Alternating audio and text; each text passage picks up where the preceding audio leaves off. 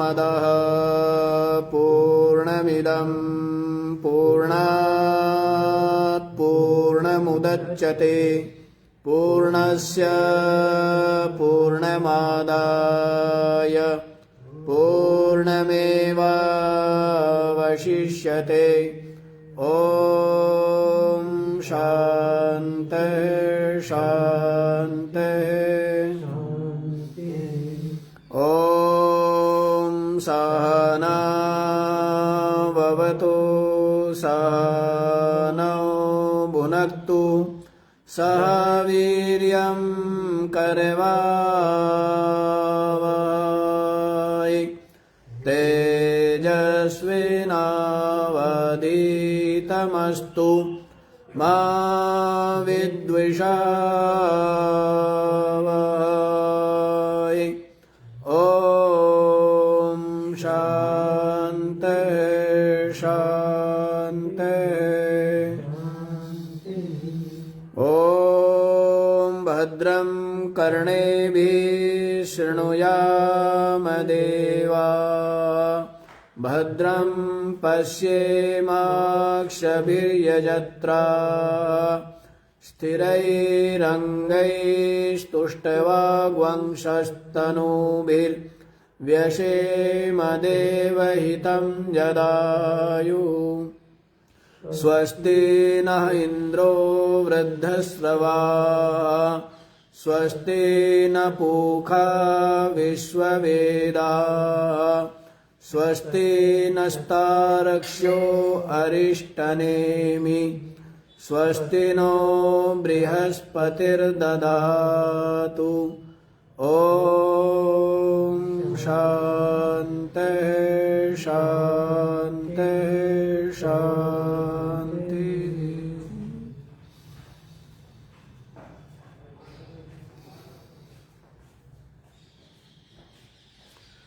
हाँ जी, तो क्या विचार श्रवण कर रहे हैं आप लोग?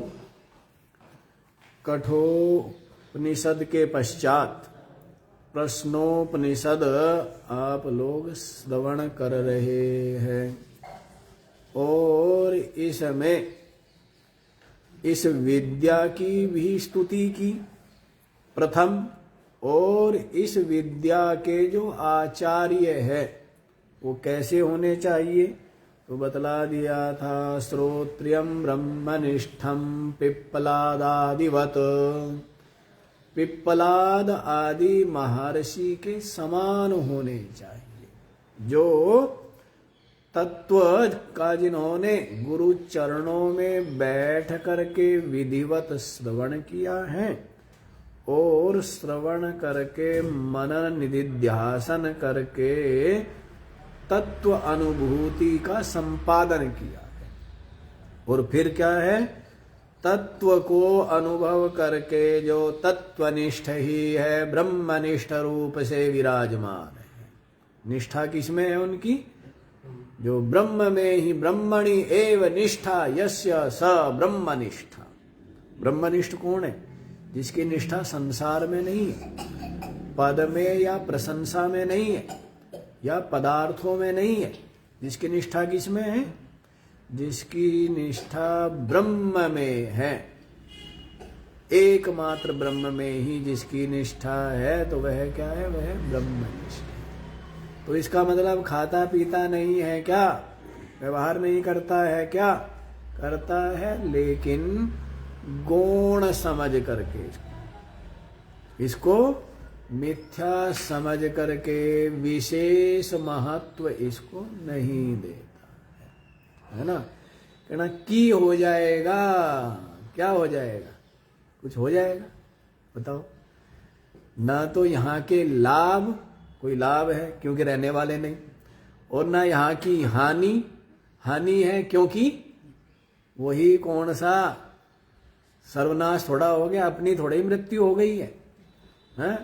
तो अपनी आत्मा में संसार के अनुकूल से अनुकूल परिस्थिति भी प्राप्त हो जावे तो भी कोई लाभ नहीं है, और प्रतिकूल से प्रतिकूल परिस्थिति भी आवे सर्वनाश भी उपस्थित हो जावे, शरीर की मृत्यु भी हो जाए, प्रलय अग्नि में शरीर भस्म भी हो जाए, तो भी आत्म चैतन्य का कुछ भी नहीं बिगड़ता है। तो इस कारण से लाभ हानि दोनों से ही क्या हो गया है, परे। क्यों?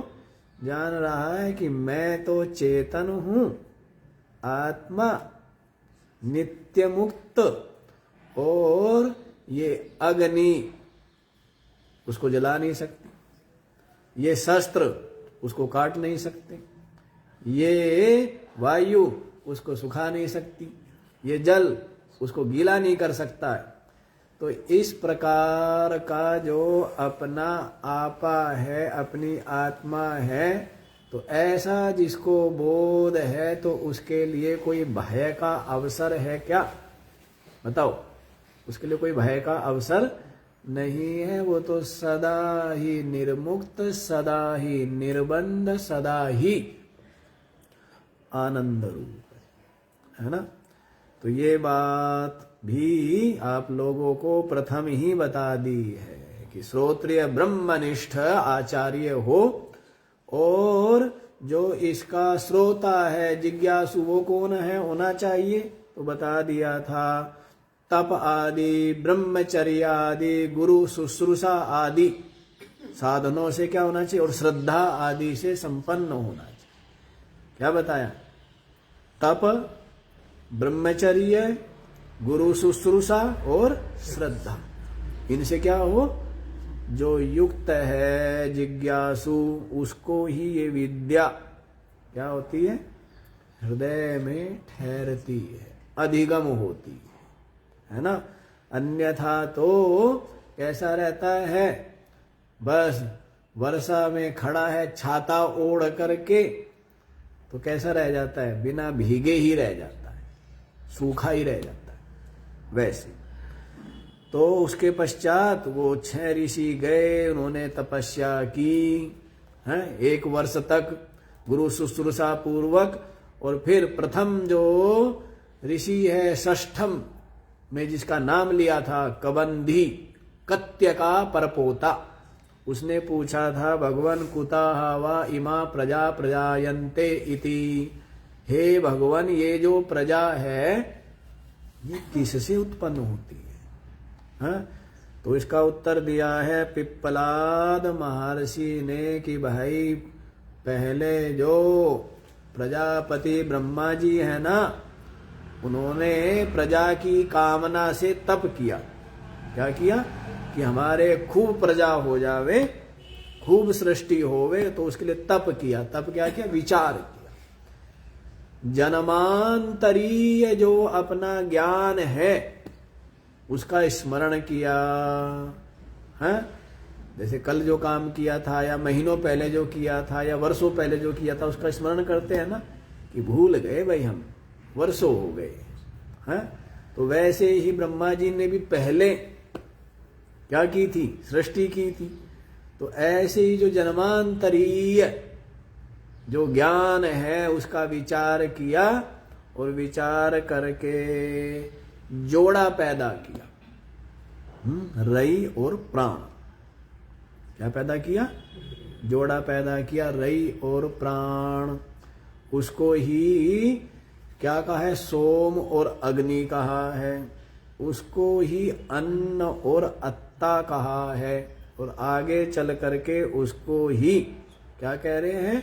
आदित्य और चंद्रमा कहा है ना।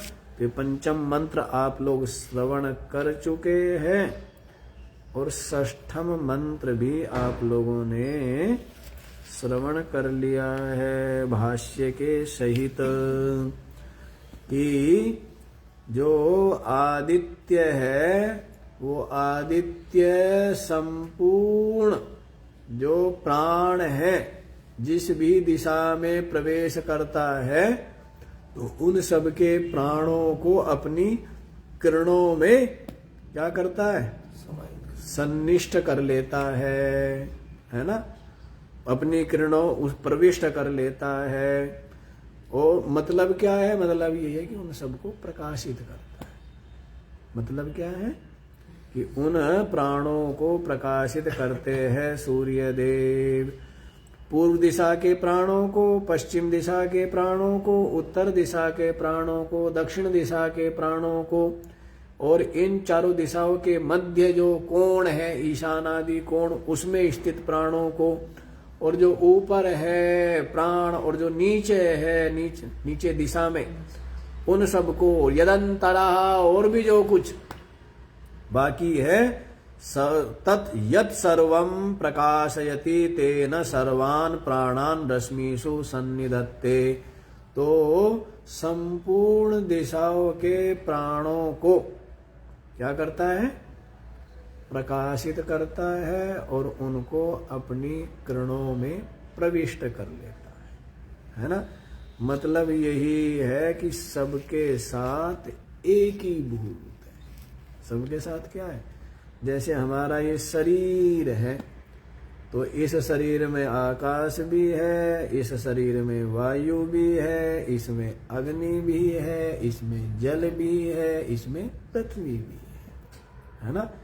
तो इस प्रकार से इसमें प्रविष्ट है, और मतलब हमारा शरीर जो है पंचभूतों में प्रविष्ट है ना? तो इस तरह से जो व्यापक है वही क्या है? वही इसमें भी प्रविष्ट है, वही इसमें भी गया। तो आदित्य का क्या है? हमारे प्राणों के साथ में एकाकार है। यदि आदित्य ना होवे तो प्राणों का रह पाना इस देह में संभव नहीं। ठीक है, अब आप लोग सप्तम मंत्र देख लीजिए। स एषा वैश्वानरो विश्वरूपः प्राणो अग्निरुदयते तदेतदृचाभ्युक्तम्। स एषा वैश्वानरः विश्वरूपः प्राणः अग्निः उदयते तद एतद ऋचा अभ्युक्तम। देखिए जी, स एषा वैश्वानर, स माने वह, ऐसा माने यह, वह यह जो वैश्वानर, वैश्वानर है जो अग्नि भी जिसको कहा है वह यह जो वैश्वानर है ना, विश्वरूप, और क्या है? विश्वरूप है। विश्वरूप माने सर्वरूप है। विश्वरूप माने क्या है? अभी आपको बताया कि जैसे जितने भी शरीर है या जो कुछ भी है, जो कुछ भी यहाँ पर दृश्यमान है, सबके अंदर पांचों तत्वों का न्यून अधिक अंतर्भाव है। जो कुछ भी है, चाहे पेड़ है, चाहे पौधा है, चाहे पत्थर है, उस पत्थर में भी है, आकाश भी है, अग्नि भी है, वायु भी है, जल भी है, पृथ्वी भी है। सबके सब क्या है यहाँ पर? जितना भी पांच भौतिक समुदाय है, सबके अंदर वो क्या है? ये पांचों तत्व भिन्न भिन्न अनुपात में प्रविष्ट है ही, है ना? सबके सब एक उसमें प्रविष्ट है।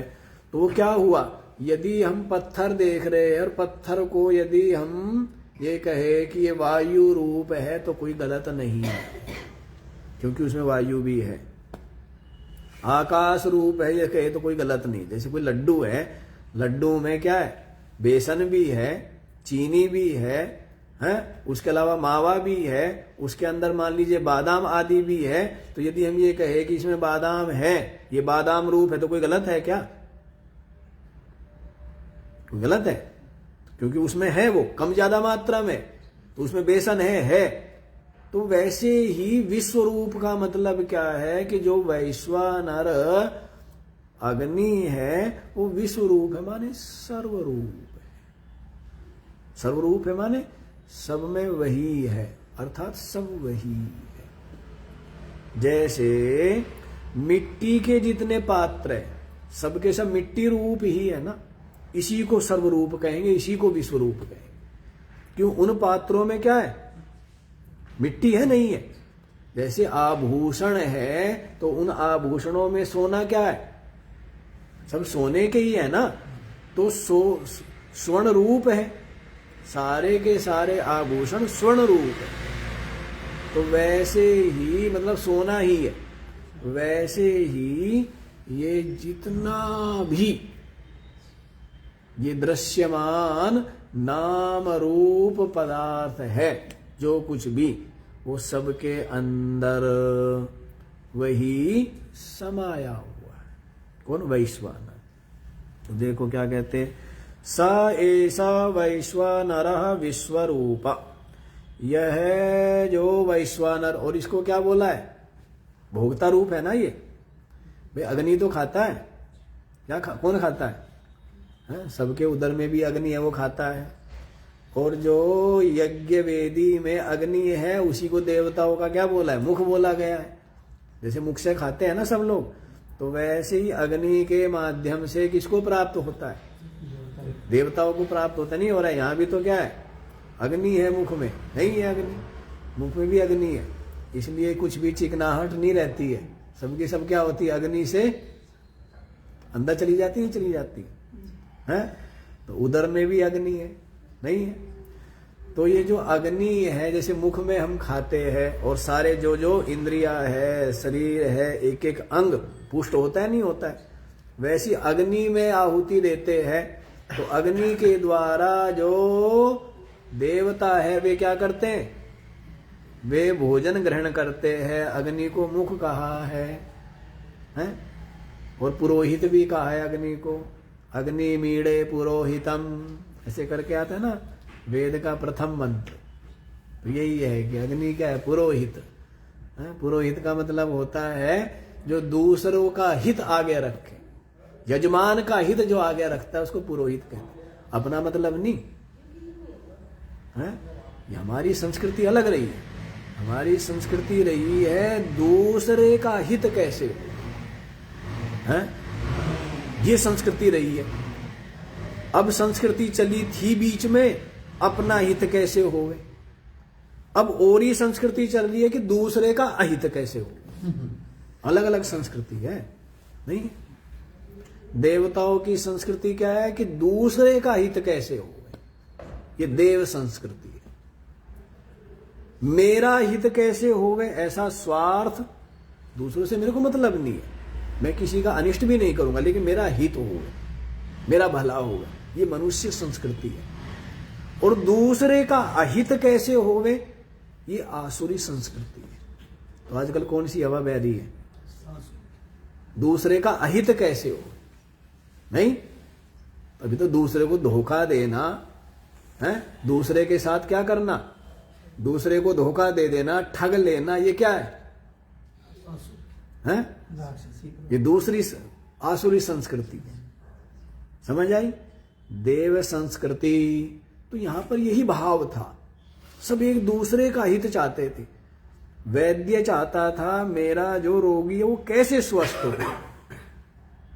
रोगी आदि स्वस्थ हो गए, वो देखते थे हमारा जो वैद्य है उसका जीवन निर्वाह आसानी से कैसे होवे। सब एक दूसरे से क्या थे? जुड़े हुए थे। एक दूसरे का हित, अपना तो अपने, जब दूसरे का होगा अपने तो अपने आप ही हो जाएगा, नहीं होगा। अब उल्टी संस्कृति चली बीच में, अपना होना चाहिए हित कैसे भी हो। स्वार्थ, संकीर्णता, और ये आतंकियों वाली तो अलग ही है। ये लोग जी क्यों रहे हैं, और ये लोग सुखी क्यों हैं, और ये लोग हंस क्यों रहे हैं, वो क्या चाहते हैं कि ये सब मर जाने चाहिए, नहीं, इनका अहित कैसे हो, इसी में लगे हुए ना। तो ये आतंकी लोग, आसुरी लोग, तमोगुणी लोग। तो दूसरों का तो अहित कुछ कर नहीं पाएंगे। आपको क्या लग रहा है कि दूसरों का अहित कर दिया? आप दूसरों का कोई अहित नहीं किया। उनके प्रारब्ध आ गए थे उस तरह के, इसलिए उनके भी कर्म भोग थे। अहित तो उसने अपना किया है। आपके करने से किसी का हित नहीं हो सकता। आपके चाहने और करने से किसी का हित भी नहीं हो सकता, अहित भी नहीं हो सकता। आपके करने से, आपके चाहने से केवल हित किसका हो सकता है? केवल आपका। और अहित किसका हो सकता है? केवल आपका। समझ आ रही है बात? यदि कुछ आप अच्छा करते हैं तो आपको लगता है कि मैंने जैसे प्यासे को पानी पिला दिया, उसका कोई, आपने क्या किया? अरे पानी तो मिलना उसके प्रारब्ध में था, उसको तो पानी मिलता ही, तू नहीं पिलाता तो कोई और पिलाता, तू तो निमित्त मात्र बना है बस। पानी तो उसको मिलना था क्योंकि उसने कभी प्यासे को पानी पिलाया होगा, तो पानी तो उसको मिलता, तू उसमें निमित्त बन गया है, बस इतनी बात। ठीक है ना? तो हित अपना किया, हमने उस प्यासे को पानी नहीं पिलाया, एक तरह से हमने अपने आप को पानी पिला लिया। कि पहली बात तो हमारी वैसी परिस्थिति बनेगी नहीं, और कभी ऐसी परिस्थिति बनेगी तो हमने प्यासे को पानी पिलाया था तो कोई ना कोई हमें भी पानी पिलाने वाला आ जाए। तो इसलिए भला किसका किया? अच्छा, दूसरे को किसी का अहित किया, उसका तो अहित होना था, उसके कोई पाप थे, उस पाप का कष्ट भोग उसको करना था, उसमें तू निमित्त बन गया है। ठीक है? तो तेरे मन में दूसरे का अहित करने का भाव है, उसका तो होना था, लेकिन अब तेरा भी कभी न कभी वैसा अहित होना ही होना है। तो मतलब ये है कि आपके चाहने से और आपके करने से कुछ नहीं होता है, जो होता है केवल आपका ही होता है। लाभ भी आपका, और अच्छा करोगे आपका लाभ, किसी और का नहीं, किसी और का नहीं। गलत करोगे किसकी हानि? केवल अपनी, केवल। अर्जुन को भी तो श्री कृष्ण यही कह रहे हैं, मयैवेते निहता पूर्वमेव निमित्तमात्रं भव सव्यसाचिन्। अरे अर्जुन, तू नहीं मारेगा तो क्या मरेंगे नहीं है? तू क्या सोच रहा है? तू नहीं मारेगा तो मरेंगे? भाई भूकंप आया, सारे के सारे अभी खत्म हो गए हैं?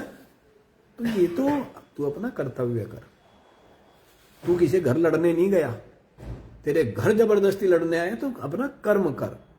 इस समय तेरा कर्तव्य क्या है? मार इनको।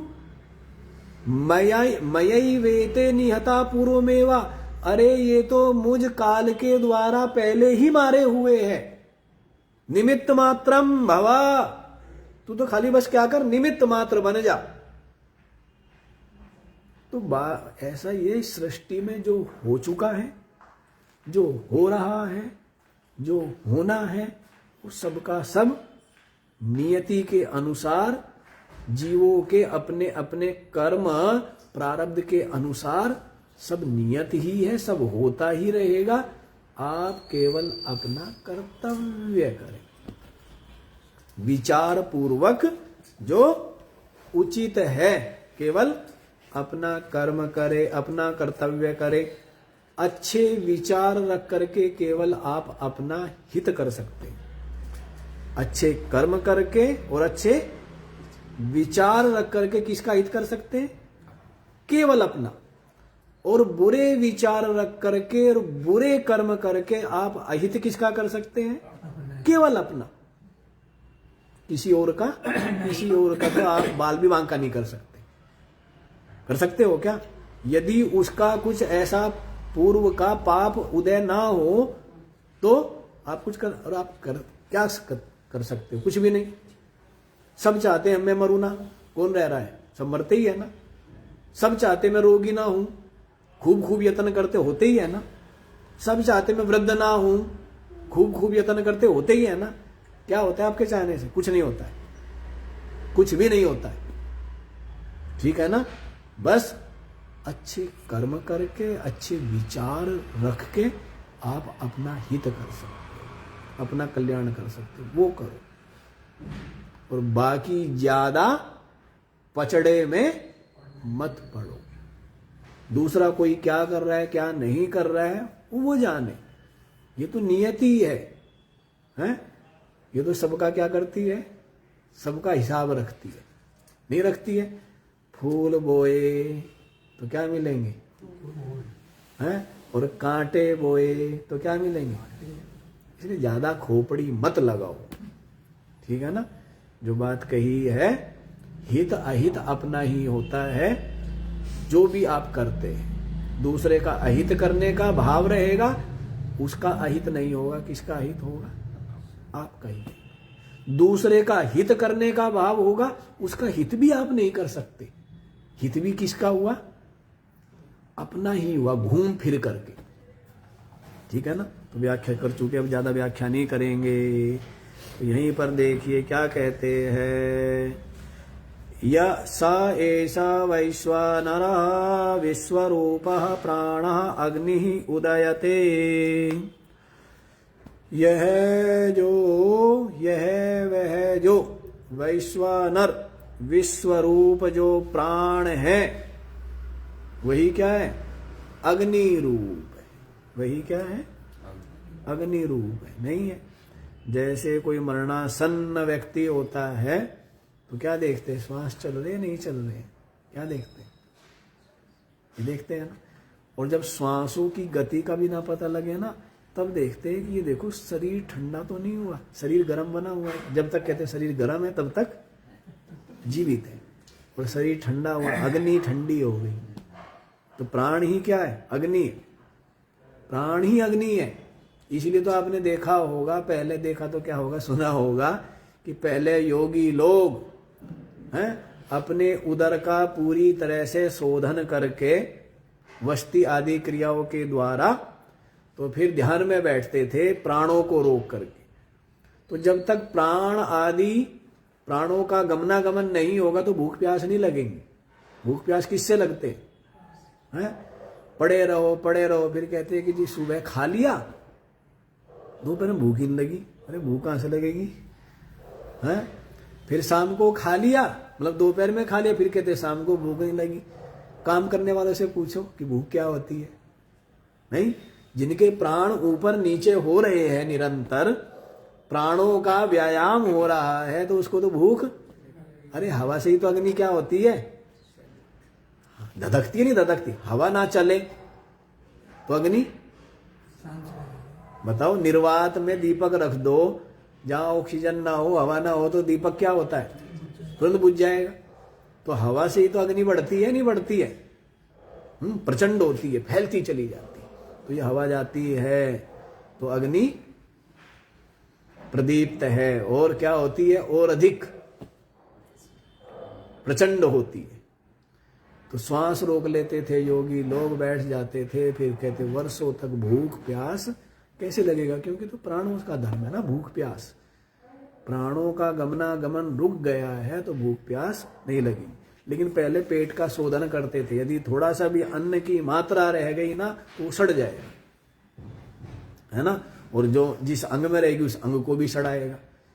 इसलिए पहले क्या करते थे, यही जो क्रियाएं है, वस्ती वज्रोली आदि शंख प्रक्षालन आदि क्रियाएं करके पूरी तरह से उदर शोधन करने के बाद ध्यान समाधि में अभ्यास करते थे। तो देखो, इसलिए कह रहे प्राण ही अग्नि है। यह वह जो वैश्वानर विश्वरूप, विश्वरूप है ना ये प्राण, क्या है? सबके सब क्या है? प्राणी तो है। इसलिए क्या बोलते हैं? प्राणी। सबको क्या बोलते हैं? प्राणी बोलते हैं ना। प्राणों को धारण किए हुए है तो क्या है? प्राणी है, सब जीव मात्र। तो ये जो प्राण है, अग्नि ही उदयते, अग्नि रूप ही प्रकट होता है। तद एतद ऋचाभ्युक्तम, यही बात ऋचा के द्वारा, मंत्र के द्वारा भी कही गई है। यही बात मंत्र के द्वारा भी कही गई है। तो अब आप लोग इसका भाष्य भी देख लीजिए।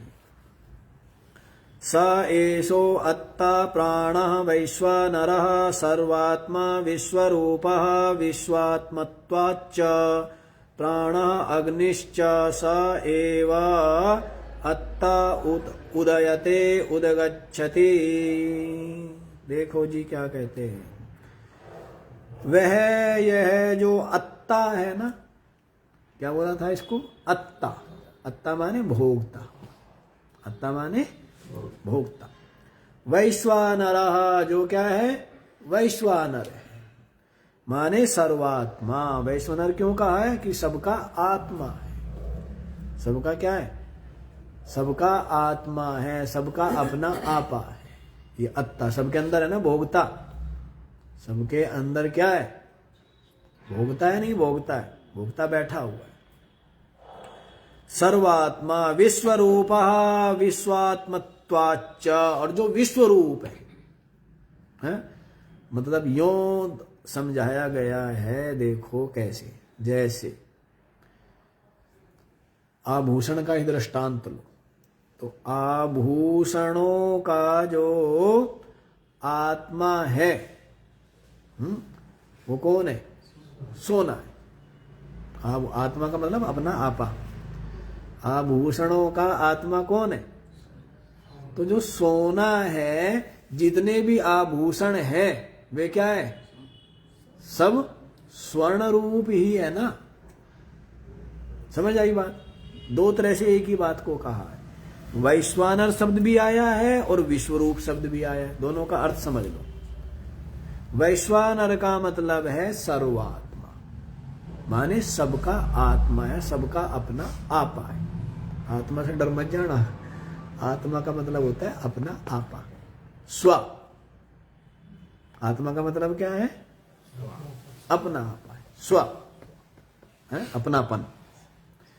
तो ये जो वैश्वानर माने सर्वात्मा, सबका आत्मा है। जैसे सारे आभूषणों का आत्मा सोना है। सोना निकाल लो, आभूषणों में से सोना निकाल लो, क्या बचेगा? कुछ बच गया? बताओ, कुछ बच गया हो तो? आभूषण तू रख, सोना हमें दे दे। अंगूठी तू रख, और अंगूठी में जो सोना है, फिर है क्या? अंगूठी कुछ है? अंगूठी तो कुछ है ही नहीं। एक नाम रख दिया, एक सुनार ने कल्पना कर दी, एक आकार दे दिया। अंगूठी नाम की तो कोई चीज ही नहीं है। क्या है? सोना ही तो है ना। यदि अंगूठी में से सोना निकाल ले तो क्या बचा? बताओ। कुंडल में से सोना निकाल ले तो क्या बचा? कुछ बचा? तो उसकी आत्मा क्या है? सारे के सारे आभूषणों की आत्मा सोना। समझ आई बात? तो वैसे ही फिर क्या बोला है? विश्वरूपा। इसलिए जितने भी आभूषण हैं वे सबके सब आभूषण स्वर्ण रूप ही है। समझ आई बात? नहीं समझ आई? कोई सा भी दृष्टांत ले लो, हमारे पास तो वो दृष्टांत है। मिट्टी का ले, मिट्टी और बर्तनों का ले लो, मिठाई का ले लो। जैसे जितनी भी मिठाइयां हैं, उन मिठाइयों की आत्मा क्या है? मीठा है ना। यदि मीठा निकाल ले तो, गुलाब जामुन में से मीठा निकाल लिया, खाओ, रस आएगा? बताओ। मिठाई कहने के लिए, अब नाम कहने के लिए मीठा है कोई वो? तो सारी की सारी मीठा, बालूशाही, इमरती, रसमलाई, गुलाब जामुन, जितनी भी मिठाई है, सबकी आत्मा कौन है? मिठाई है ना। मीठा उन मिठाइयों की आत्मा है। तुम सारी की सारी मिठाइयां जो है वो क्या है? मिठाई रूप हुई नहीं। सारी की सारी मिठाइयां मीठा रूप है ना। तो ये दो बात यहां पर कह रहे। वैश्वानर माने सबका आत्मा है, और विश्वरूप माने सर्वात्मक रूप है। समझ आई बात?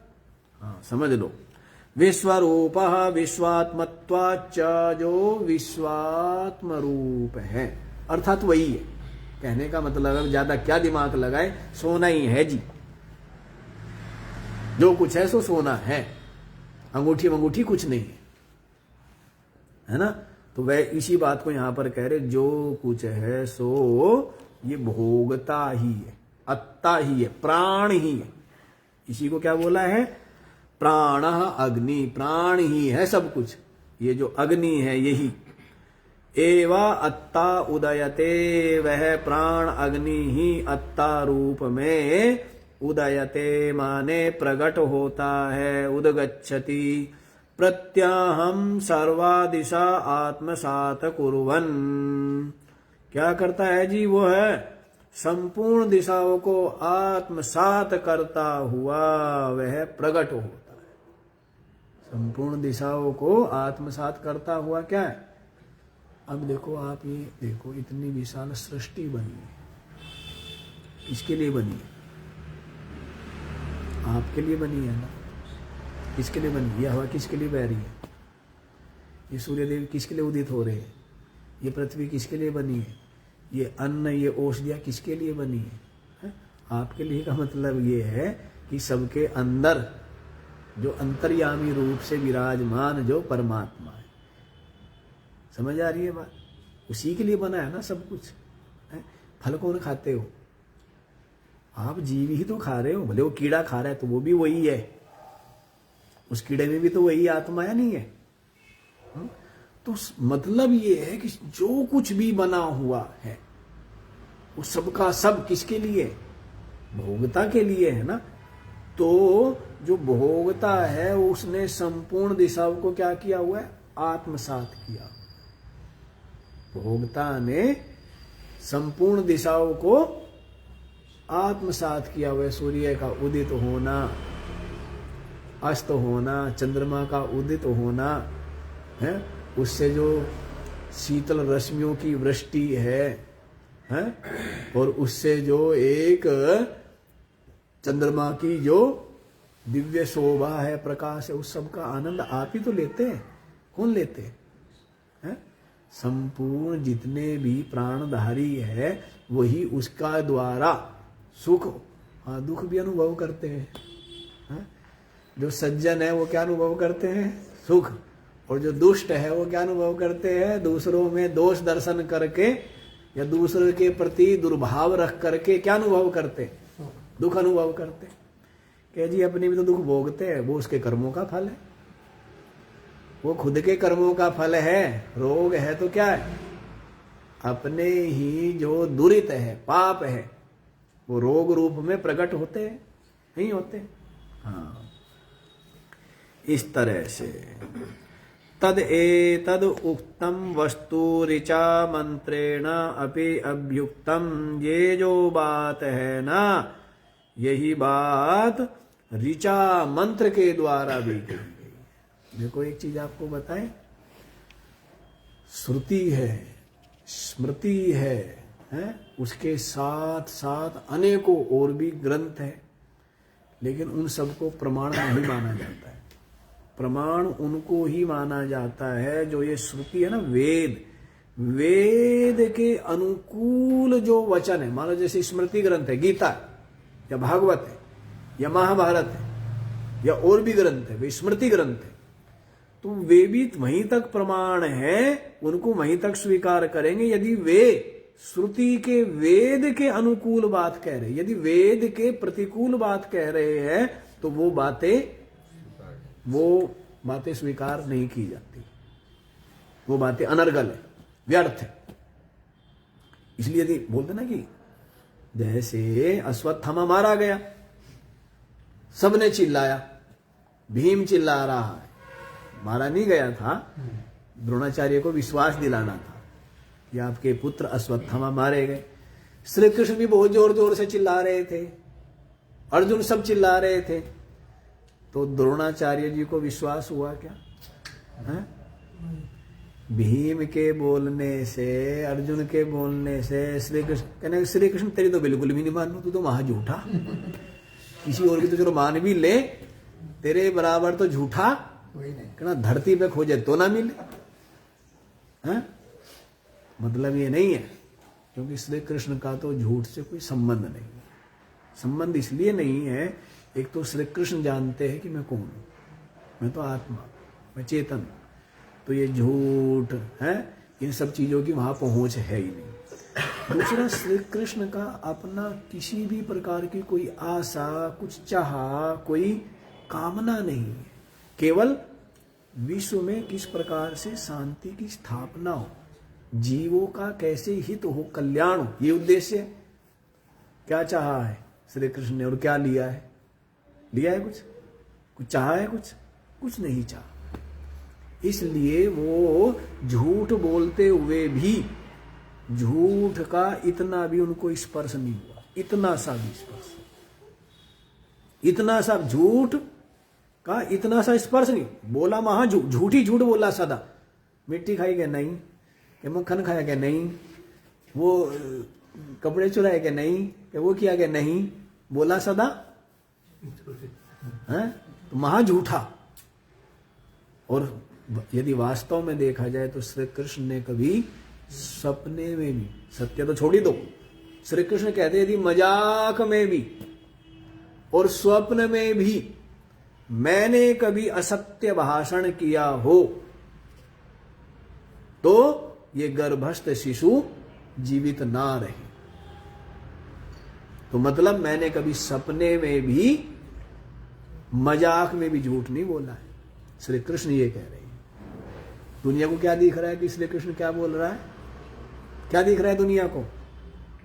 लेकिन श्री कृष्ण ने झूठ बोला है? कभी नहीं बोला है। क्योंकि श्री कृष्ण जानते हैं कि मैं आत्मा हूं। श्री कृष्ण क्या जानते हैं? ना मैं शरीर हूं, ना मैं इंद्रिया हूं, ना मैं वाणी हूं, ना मैं मन हूं, ना मैं बुद्धि हूं, ना मैं प्राण हूं। मैं क्या हूं? मैं आत्मा हूं। आत्मा तो सर्वथा क्या है? विशुद्ध है, निष्पाप है। आत्मा तो क्या है? पाप पुण्य से सदा ही निर्मुक्त है। दृष्टांत दिया था ना कई बार आपको। अब दृष्टांत का प्रसंग नहीं है, दिया था ना दृष्टांत। क्या दृष्टांत दिया था कि एक बार श्री कृष्ण जो है मिले नहीं इनको, गोपियों को। तो पूछा कि महाराज कल आप मिले नहीं, कहाँ गए थे? तो श्री कृष्ण कहने लगे हमारे गुरुजी आए हुए हैं। तो मैं कहाँ गया था? अपने गुरुजी के दर्शन करने गया था। बहुत दिनों बाद गुरुजी का दर्शन मिला। तो कहे कहाँ आए हुए आपके गुरुजी? तो कहते यमुना पार आए हुए। तो मैं वहां दर्शनों के लिए गया था। तो गोपियां कहने लगी कि हम भी जाना चाहती है, हम भी दर्शन कराए। माताओं के वैसी श्रद्धा होती है, कोई संत हो तो हम भी दर्शन कराए। तो श्री कृष्ण ने कहा बहुत अच्छी बात है। दुर्वासा जी महाराज गुरु थे श्री कृष्ण के। हैं?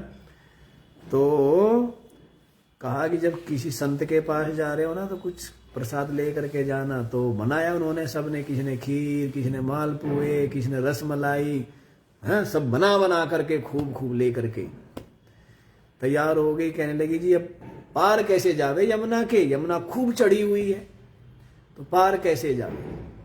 तो श्री कृष्ण कहने लगे यमुना किनारे जा करके और ये कह देना कि यदि श्री कृष्ण ने मक्खन खाना या मक्खन चोरी करना तो दूर की बात, यदि कभी मक्खन छुया भी ना हो।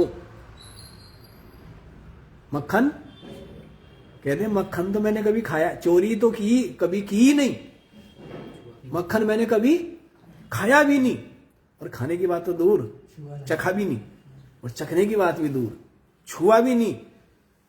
यदि श्री कृष्ण ने कभी मक्खन छुआ भी ना हो, यदि ये बात सत्य है तो यमुना हमें रास्ता दे दे। गोपियां समझ तो गई कितना झूठा है, कितना झूठा, कमाल है। सामने सामने झूठ बोलने वाला, हमने सदा इसको रंगे हाथों पकड़ा, पर कितना झूठा आदमी। पर क्या करे, और कोई चारा नहीं है, गुरुजी के दर्शनों के लिए जाना है। यही आके बोला, कहना बोला, श्री कृष्ण कहना विश्वास से बोलना पूरे। तो विश्वास से बोला तो यमुना ने रास्ता दे दिया। फिर गए गुरुजी के पास, दुर्वासा जी के पास, खूब टोकरे भर के लेके गए थे, खीर, मालपुए, जलेबी, रसमलाई, पता नहीं क्या क्या, सबके सब टोकरे रख दिए बाबा जी के पास। अब दुर्वासा जी पता नहीं कब के भूखे होंगे, सारा का सारा खा गए, प्रसाद भी नहीं दिया उन्हें, तिनका भी नहीं छोड़ा, सारा का सारा चट। कहने लगे खा लिया पी लिया, अब जाओ, महात्मा का इतना ही काम होता है, और क्या है, अब जाओ अपना करो काम। तो कहने लगी चलो ठीक है महाराज, सब बात ठीक, लेकिन यमुना जी चढ़ी हुई, हम वापस कैसे लौटें? तो दुर्वासा जी कहने लगे यमुना किनारे जाके कहना कि इतना जो हमने सामान लाए थे ना, दुर्वासा जी महाराज ने खाने की बात तो दूर, चखने की बात तो दूर, यदि छुआ भी हो, यदि ये बात सत्य है तो यमुना जी हमें क्या करें? अब गोपियाँ कहने लगी, समझ आ गया जिसका गुरु इतना झूठा तो चेला तो झूठा होगा ही होगा। अब समझ में आएगी श्री कृष्ण इतना झूठा क्यों है। इसका गुरु इतना झूठा है, महा झूठा, सामने सामने सारा माल खा गया, कण भर भी नहीं छोड़ा, पर क्या करें, और कोई चारा नहीं है। तो बात माननी पड़ी, और बात मान करके यमुना किनारे आए। कहा कि यदि दुर्वासा जी महाराज ने ये खीर मालपुआ जलेबी आदि ये खाने की बात तो दूर, यदि छुई भी ना हो, यदि ये बात सत्य है तो क्या करें, रास्ता दे दिया यमुना जी ने। कहने लगी यमुना भी कमाली है ये भी झूठी है, ऐसा लगता है कि झूठों का साम्राज्य है यहाँ तो। फिर आ गई, तो फिर इसका रहस्य उन्होंने श्री कृष्ण से पूछा कि आप बताओ, आपको हमने खूब मक्खन खाते, खूब चोरी करते, खूब हाथ सने हुए, खूब देखा है, आप कहते हो आपने तो कभी छुआ भी नहीं है। आपके गुरुजी सामने सामने हमारी आंखों के सामने सामने यो यो दोनों हाथों से खा गए, और कहते कि मैंने तो कुछ भी नहीं खाया, चखा भी नहीं। सही हमें बताओ इसका रहस्य क्या है। तो श्री कृष्ण कहने लगे रहस्य यही है कि मैं भी और मेरे गुरुजी भी जानते हैं कि हम शरीर नहीं है, हम भोगता जीव नहीं है, हम चेतन तत्व है, हम आत्म तत्व है। और आत्मा तो कुछ करता नहीं है, आत्मा तो कुछ भोगता नहीं है, आत्मा तो क्या है, केवल साक्षी मात्र। सबके हृदय में जो अंतर्यामी रूप से आत्म तत्व विराजमान है वो क्या है, साक्षी। बोलते ना कि सबके अंदर परमात्मा समाया हुआ है अंतर्यामी रूप से, तो वही साक्षी है, वही चेतन है।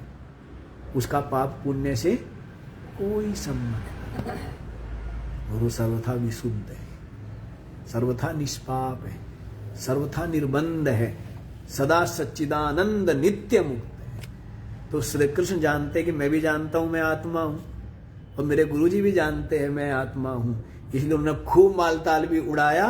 तो सब कुछ करते हुए भी उन्होंने कुछ भी वास्तव में खाया नहीं। वो थोड़ा खा रहे, शरीर खाता है, शरीर मैं थोड़े ही है। शरीर ने खाया, प्राणों ने खाया, मन बुद्धि ने उसका स्वाद लिया, दिया, जो भी किया। आत्मा तो बिल्कुल बिल्कुल अलग है, बिल्कुल न्यारा है। समझ आई बात, ये बात है। तो आत्मा तो सर्वथा अलग ही है। तो हम ये कहना चाह रहे थे कि द्रोणाचार्य जी ने श्री कृष्ण की बात मानी क्या, कहने कि चल तू तो हट एक तरफ, इतना चिल्ला रहा है जोर जोर से, मारा गया अश्वत्थामा, मारा गया, तेरी सुनेंगे हम। हाँ यदि युधिष्ठिर कह दे, कौन कह दे, हाँ तब मैं मान लूंगा। तो युधिष्ठिर ने बोल दिया धीमे से, अश्वत्थामा मारा गया है, नरोवा कुंजरोवा है, ऐसे करके धीमे से बोल दिया कि नर या कुंजर हाथी। तो थोड़ा झूठ तो था ही, क्योंकि शब्द उनके सत्य थे, लेकिन मन में कहीं ना कहीं छिपाने का भाव था युधिष्ठिर का, तो सत्य नहीं हुआ उनका वो। लेकिन सुनी किसकी, कि सत्यवादी है। तो वैसे ही यहां पर हम ये कह रहे हैं कि कोई ग्रंथ कहे, स्मृति ग्रंथ कहे, गीता कहे, भागवत कहे, पुराण कहे, महाभारत कहे, और भी ग्रंथ कहे, वो बात प्रमाण नहीं मानी जाती है यदि वो वेद के अनुकूल ना हो। इसीलिए कह दिया है तदे तद ऋचाभ्युक्तम, यही बात मंत्र के द्वारा भी कही है, ऋचा ने भी कही है, वेद भी यही बात कहते हैं। क्या कहते हैं कि वह जो भोगता वैश्वानर है, विश्वरूप है, प्राण अग्नि रूप में वह प्रकट होता है। ठीक है, तो वह क्या है, विश्वरूप। अब आप लोग 8वां मंत्र भी देख लीजिए। विश्वरूपम हरिणम जात वेदसम, परायणम ज्योतिरेकम तपंतम, सहस्ररश्मिः शतधा वर्तमानः, प्राणः प्रजानाम् उदयत्येष सूर्यः। विश्वरूपं हरिणं जातवेदसं, परायणं ज्योतिः एकं तपन्तं सहस्ररश्मिः शतदः वर्तमानः प्राणः प्रजानाम् उदयति एषा सूर्यः। विश्वरूप, जो क्या है? विश्वरूप। जो क्या है? विश्वरूप है, माने सर्वरूप है, सब वही है। सब क्या है? अभी जैसे बताया, बालूशाही, इमरती, गुलाब जामुन, जलेबी, सब का सब क्या है? मीठा है। सबका सब क्या है? इसे सबको मिठाई ही बोलते हैं। बाद में पूछते क्या कि लड्डू है या पेड़ा है या कलाकंद है या इमरती है। ये शुरू में क्या करते हैं? मिठाई आई है या मिठाई देनी है, ये बोलेंगे ना। मिठाई की दुकान, कहाँ पहुंचोगे? और वहीं से क्या मिलेगा? न्यारा नारी मिठाई मिलेगी। पर दुकान पहले क्या खोजोगे? गुलाब जामुन की दुकान तो नहीं पूछोगे। क्या पूछते हो? तो मिठाई की दुकान पूछते हो ना। तो मिठाई की दुकान में क्या आ जाता है? वो सब आ जाता है। वो फिर बताएगा कि हम बनाते या नहीं बनाते। तो वैसे ही विश्वरूप, वह जो विश्वरूप माने सर्वरूप है। सर्वरूप वही है। सर्वरूप क्या है? जैसे सोना ही अंगूठी भी है, कुंडल भी है, कड़ा भी है, हार भी है, जो कुछ है सब क्या है? सोना है। वैसे विश्वरूप माने जो सर्वरूप है, हरिणम माने जो किरण वाला है। जो क्या है? किरणों, किरण है ना, रश्मि। तो जिसकी क्या है? किरणें हैं, किरणों वाला। जात वेदसम, और जो जन्म से ही सब कुछ जानता है। माने जो ज्ञान स्वरूप है, माने जो क्या है? ज्ञान से संपन्न है, उसको क्या कहेंगे? जात वेद। जात वेदा शब्द अग्नि के लिए आया था ना पीछे। कहाँ आया था? केनोपनिषद में क्या बोला था? हे जात वेदा एतद् विजानीहि किमेतद् यक्षमिति, बोला है ना उसमें। अरे अग्नि भाई, तुम तो बड़े ही क्या हो? बड़े ही पराक्रमी हो, बड़े बलशाली हो, बड़े वीर्यवान हो। तो क्या करो? जानो ये यक्ष कौन है। तो उसकी कहानी आप लोग सुन चुके हैं, वो कहानी नहीं बताऊंगा। अग्नि की सारा बल धरा रह गया, अग्नि कुछ नहीं जान पाया। तो जात वेद सम्माने जो ज्ञान से संपन्न है, परायणम, और जो क्या है जी? जो सबका आयन है, आश्रय है। जो क्या है? पारायण, सबका क्या है? परम आयन है, प्राणों का आश्रय है। हाँ जी। और ज्योति, जो क्या है? ज्योति स्वरूप है। जो क्या है? ज्योति स्वरूप। एकम, और जो क्या है? एक है। क्या है? एक। सूर्य को भी ले लो, एक है, ज्योति स्वरूप है, परायण है। नहीं, सब प्राणों का आश्रय वही है ना, जीवित रहेंगे क्या प्राण? तो इस तरह से एक है। तपंतम, और उस तपते हुए, उस क्या है? तपते हुए। अब आदित्य के लिए बोल रहे हैं सब, सूर्य के लिए बोल रहे हैं। तपते हुए। अब आप ये देखो, जैसे आपने क्या खाया? आपने मान लीजिए रोटी खाई। क्या खाई आपने? तो रोटी या नहीं खाई आपने, अग्नि खाई। क्या खाई आपने? हैं? आपने एक तरह से देखो तो आपने सूर्य को खाया, नहीं खाया। जो रोटी है वो सूर्य ही है, नहीं है? रोटी क्या है?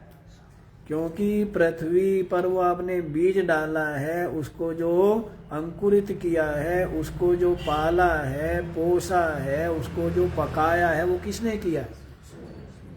तो इसलिए वो जो अन्न का दाना है वो क्या है? सूर्य ही है ना। जैसे पिता ही पुत्र रूप में पैदा होता है, तो वो जो अन्न है वो क्या है?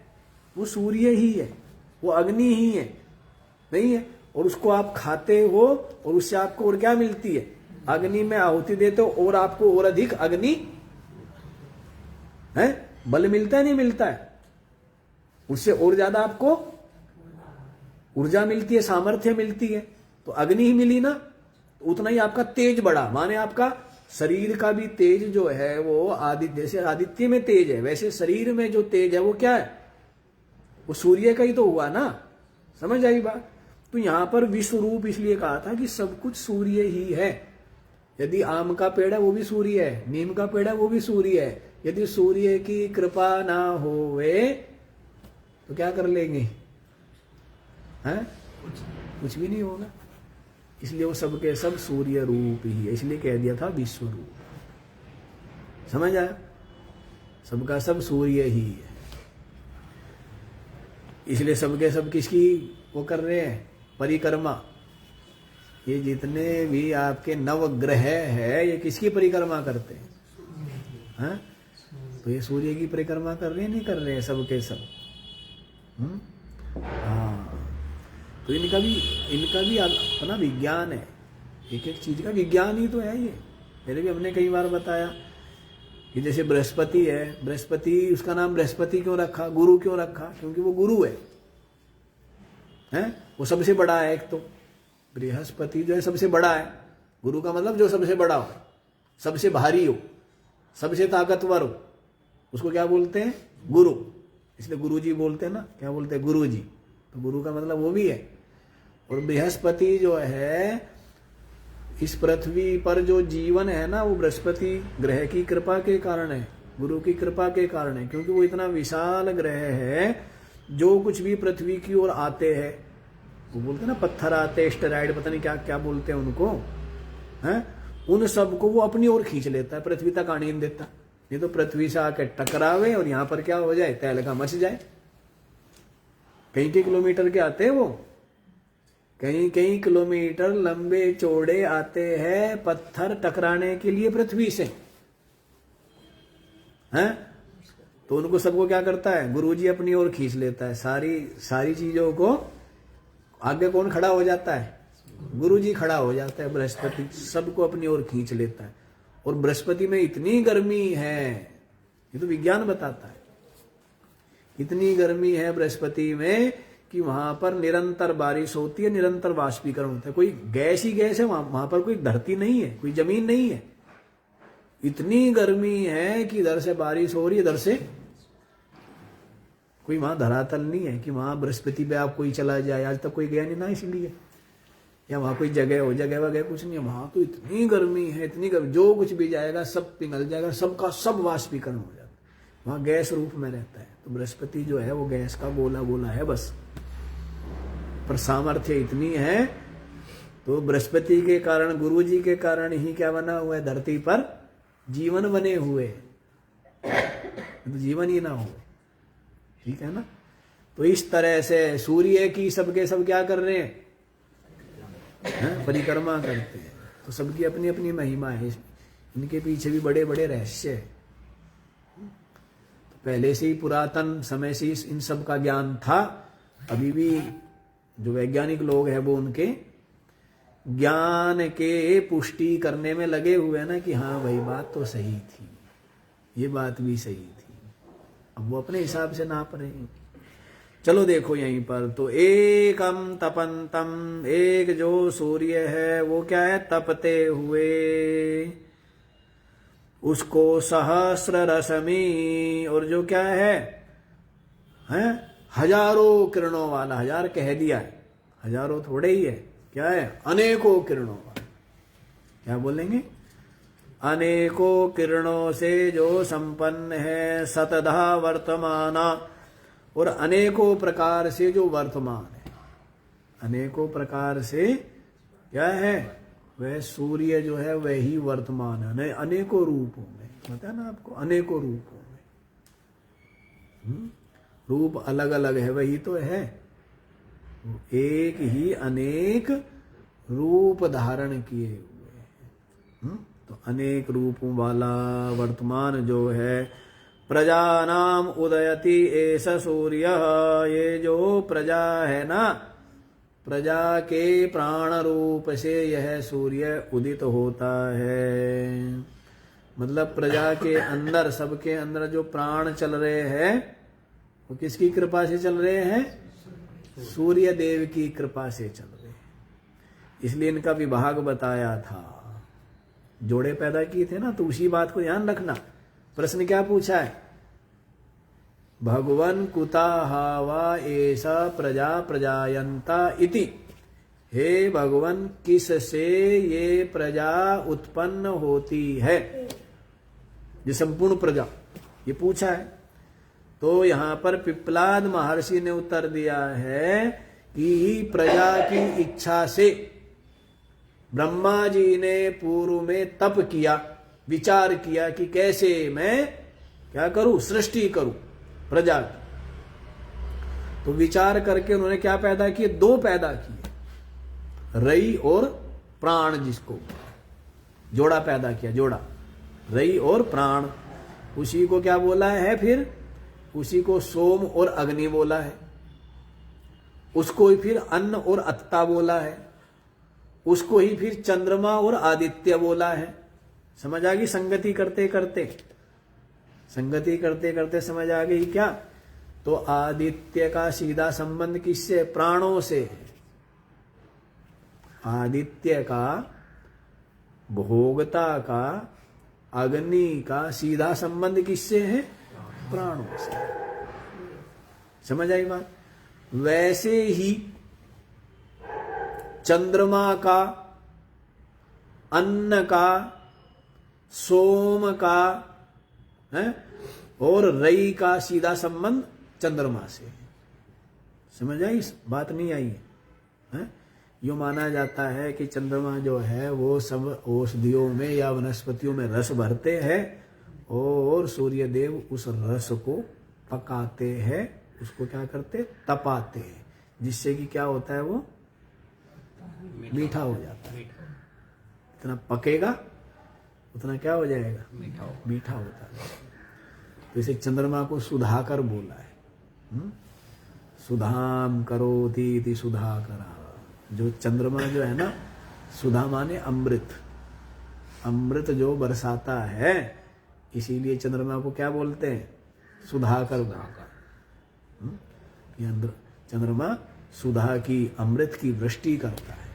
शरद पूर्णिमा आदि को विशेष माना जाता है ना, कि शरद पूर्णिमा की जो रात्रि है उसमें रखते भी है लोग बना करके खीर आदि, और प्रातः काल उसी का सेवन करते हैं। तो उसको औषधि रूप में भी विशेष रूप से, क्योंकि उस दिन क्या होता है? चंद्रमा पृथ्वी के ज्यादा समीप होता है। शरद पूर्णिमा की रात्रि में चंद्रमा क्या है?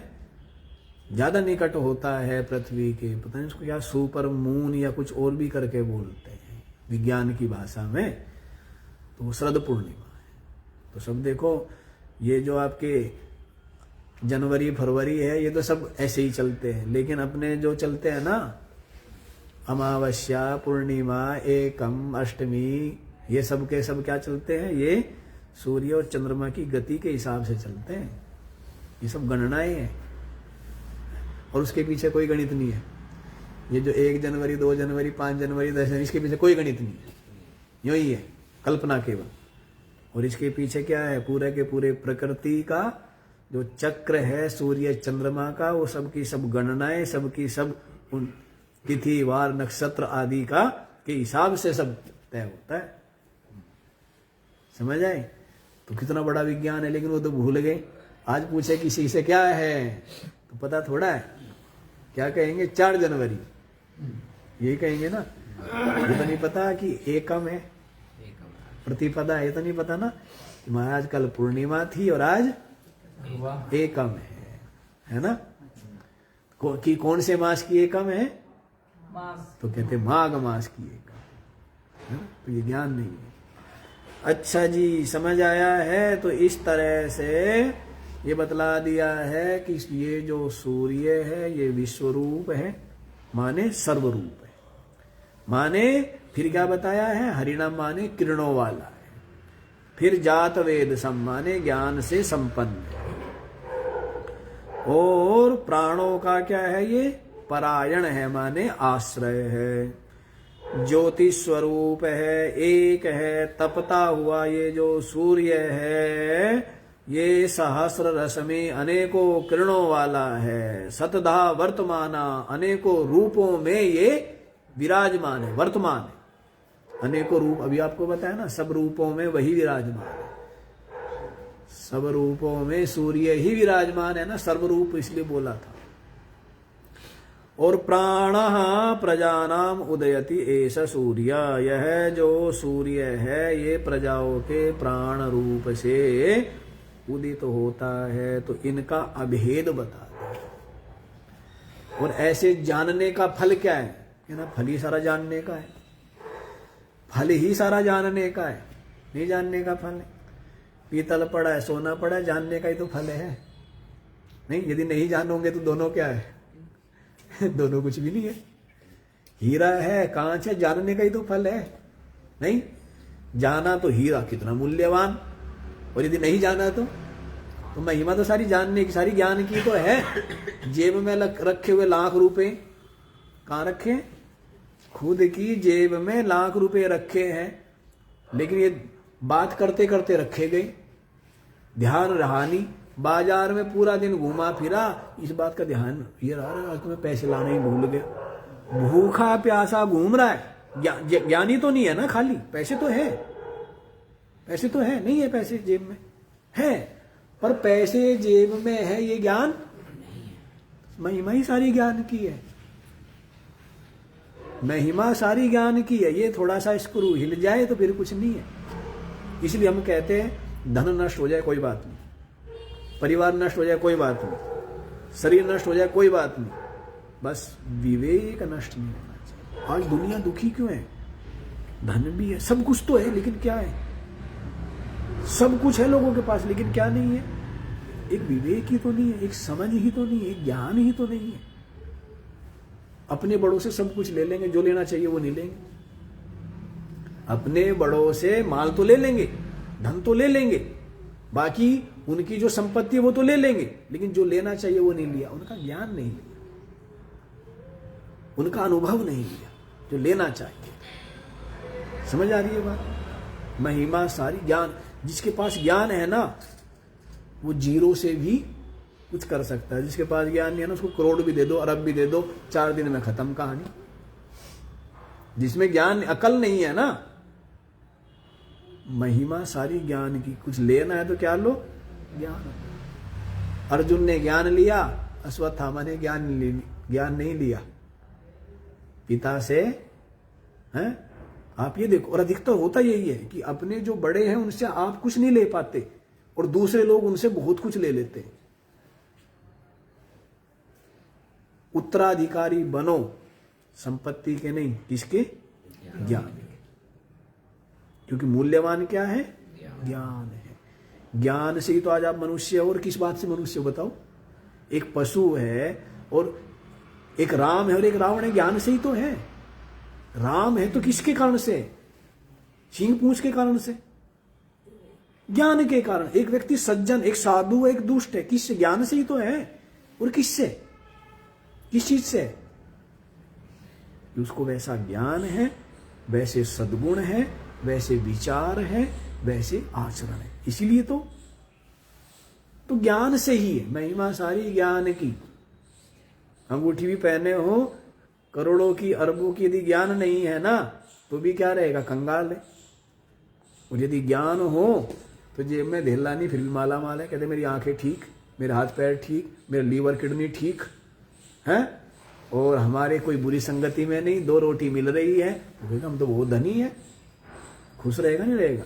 तो आज लोग दुखी ज्ञान नहीं है इसलिए, बाकी दुख का कोई कारण नहीं है किसी के पास। समझ आ रही है? मुझे सदा धन्यवाद करना चाहिए, सदा ही शिकायत करेंगे ये नहीं, ये नहीं, ये नहीं, सदा क्या करना चाहिए? आभार, धन्यवाद, महाराज बहुत कृपा, आनंद ही आनंद है, सब आशीर्वाद है, मौज ही मौज है। सबसे बड़ी बात है मनुष्य है,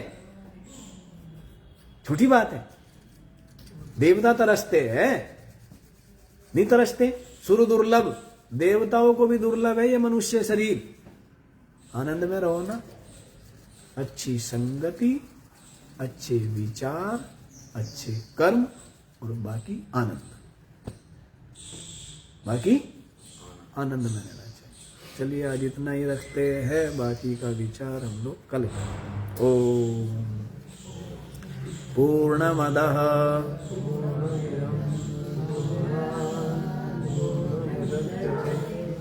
पूर्णस्य पूर्णमादाय